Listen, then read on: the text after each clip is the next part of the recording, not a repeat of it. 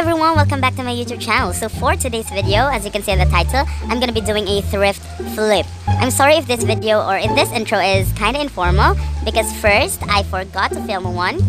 Two, I'm tired to like do the setup and everything. So again, I'm gonna be doing a thrift flip. So gikan ko nag-ukay and was like thinking na ako nangakita ng mga shirt nga like pwede siya masuot na ako if nalay gamay nga kabaguhan or nalay i-add or something. So if you want to know how I made those shirt rather, so please keep on watching and follow all my social media accounts. Links will be down below and please subscribe. Thank you.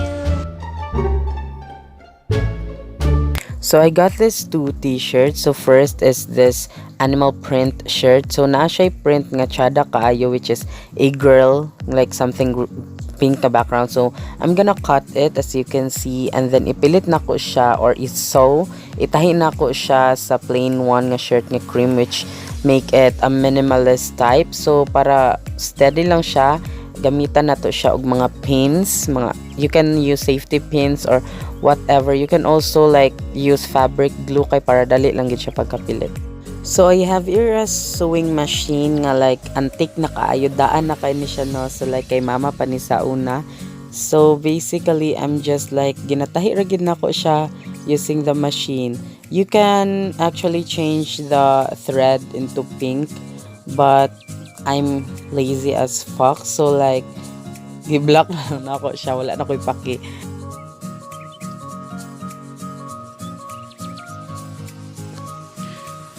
So basically I also got this like graphic prints, and I really don't like the shirt itself because it's pink and one is white and dili siya igo sa ako. So I got this plain shirts, this navy blue shit, and I'm gonna be putting it like that. And then this block, it is actually from Uniqlo, and I'm gonna be putting that IKEA shit. So basically what I did is I just pinned all the cutouts and everything kay para na lang tayo guide sa pag-sew niya.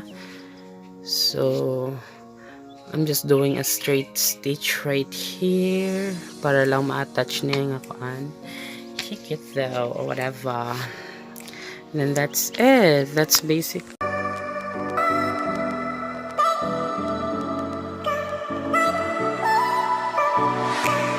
Feel my body aching, I feel like I'm breaking, and I know it all too well. Got another new day, still I'm feeling misplaced. I keep going down, down, down. Too many years going by, caught in an action I can't rewind on. And in my head I'm screaming, but out of my mind I'm still too young to feel this way. Still too young to be running out of energy. So thank you for watching this video, and if you've reached this end part, so I'm gonna be giving away the shirt nga katong cream nga na I pink something like girl.